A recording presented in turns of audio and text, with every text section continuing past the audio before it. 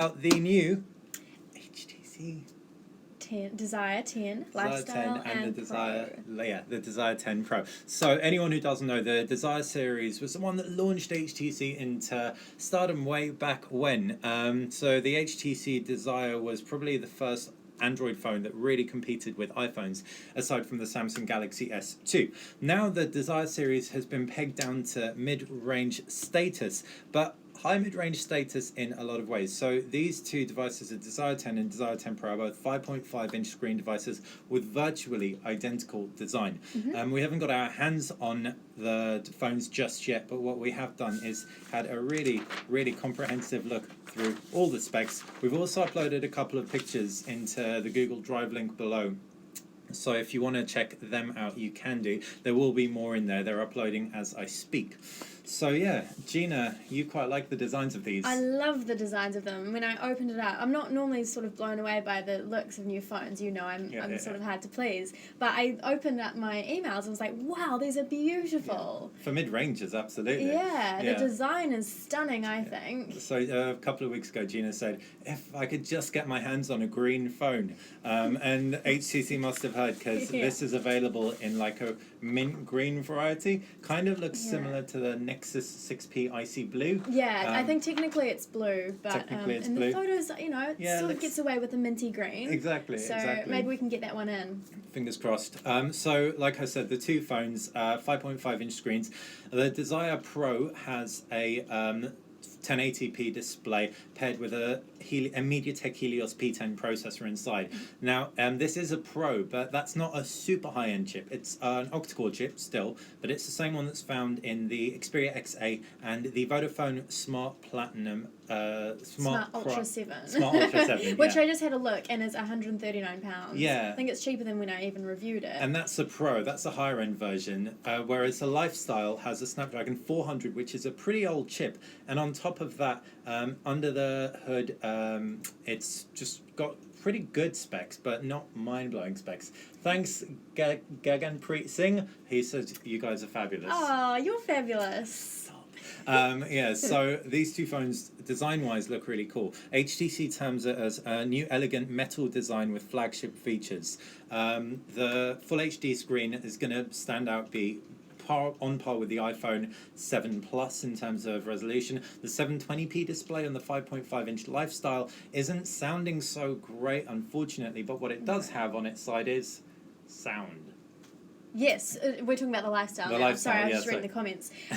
So the Lifestyle has the same sound as the HTC 10. Yeah. Which I find a little bit weird that they wouldn't put that in the Pro. Yeah. But I guess they're trying to market them as you go for the cheaper one if you like good sound, and the other one if you like a okay processor. But okay cameras as well, so it's got a lot more megapixels. So let's stick with the sound for now. The Lifestyle has high-res 24-bit audio, and the same audio specs as the flagship HTC 10, which is random. £249. It is therefore categorically the best audio device in the price. Yes. So that's one thing that HTC has definitely achieved with the Lifestyle. Sacrificed on the screen quality and whacked in an older processor. But what is good about it is you do have 32 gig of onboard memory and 3 gigabytes of RAM and expandability by micro SD card. So if you're not hell-bent on having an incredible processor, £249 is a lot of money for anything with a 720p display, but you're not going to get better in the sound department. And a processor that's about 3 years old, isn't it? Yeah, it's a pretty old processor, Snapdragon 400. But with Moto G, with a 720p display, it lasted really well for a really long time. So you never know. It could, at the end of the day, you use a phone and are you thinking, oh, my Snapdragon 820 is really serving me well now? You don't. You just kind of get on with using the phone.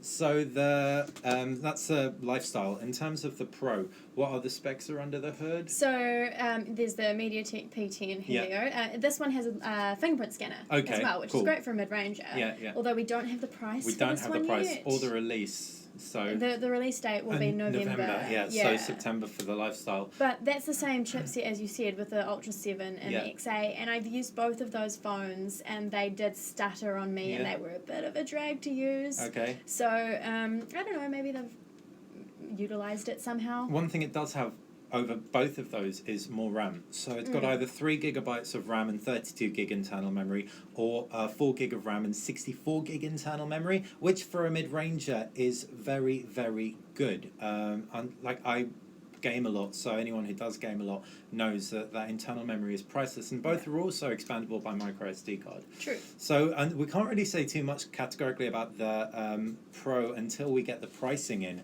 But if it's positioned so that the Lifestyle and the Pro are actually a similar price, but you've got really high specs of audio on one and really high spec screen and cameras on the other, then let's talk about those cameras. So in terms of the Lifestyle, you've got a front-facing 5 megapixel camera and a rear-facing 13 megapixel camera. Yes. Yes? Correct. And on the Pro, you've got a front-facing 13 megapixel camera and a rear-facing 20 megapixel camera. It could be the same sensor as found on the HTC M9, which was a Toshiba sensor, which wasn't the best performer in the world. But with all the time they've had to improve the quality from the sensor, and also all that time they've had to, they've got phase detection autofocus as well on there. Hopefully it'll still be a decent performer for the price, whatever that ends up being. Yeah, that'll be the test, really, the price that they come up with. Yeah, it really will. So I'm just reading some of your comments, guys.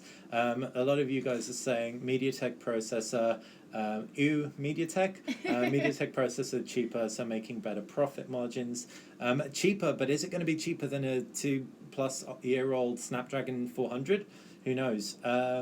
Which will have the best speakers. So the Pro doesn't have stereo speakers. The Pro will have a bottom mono-firing speaker, from what I can see. I might be wrong on that. But the Lifestyle has stereo speakers paired with that high-res audio experience. Someone's just written in characters that I don't understand, so apologies, I won't be able to answer that one.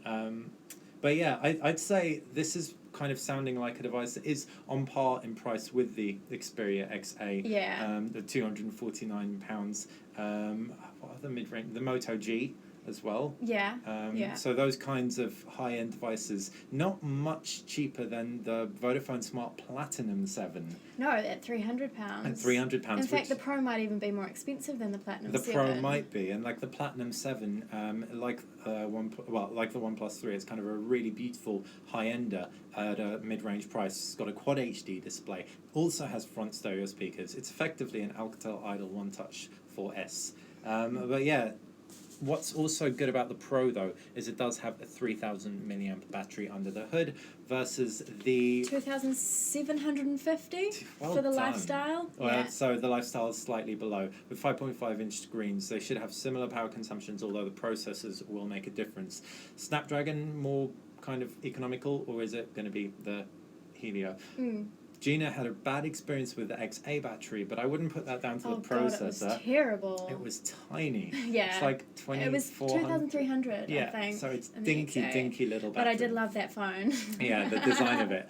So like this, Gina loves the design of this. But what do you guys... I'm easily won over, obviously. Yeah. Well, it's important how a phone looks. Like, you end up taking your phone out of your pocket all the time. Which phone... So I'm looking through your comments, and I think pretty much most of you are like, boo, MediaTek. Okay, so this is like moving away from these and getting into a regular questions. What's your daily driver? I don't have a daily driver because I'm constantly swapping review phones. Gina? Oh, you can say it. Yeah, you're all going to hate me. I've been using the iPhone 6s. Yeah. Yeah. Do you think this will be a comeback for HTC, the Pro that is? I don't think they're going to come back in this kind of mid-range with these devices. I think the HTC 10 should have been a comeback in terms of pure quality of the phone, but the fact that it hasn't been picked up by a lot of mobile networks has impacted it. I'm gutted by that. I love the HTC 10. One X is awesome mobile. When's it going to be released? So like we said, the Lifestyle is end of September and the Pro is early November. Yeah, and what are its nearest competitors? That's for the UK. Yeah, that's for UK. And the Lifestyle will launch from £249. Pro's price is undisclosed as of yet. So yeah, that's pretty much the crux of these two phones. We're going to sign off now, but if you do have any further comments, once this video is processed out, the comment section will become available to type into once the chat window is closed. Yeah. We'll be uploading more photos of these phones exactly in the link below in the comment section. Yeah. hopefully you enjoyed this. Hopefully you enjoy our live shows. If you do, let us know. If you don't, let us know why, so we can make them better. Yeah. Have a great day, guys, and yeah,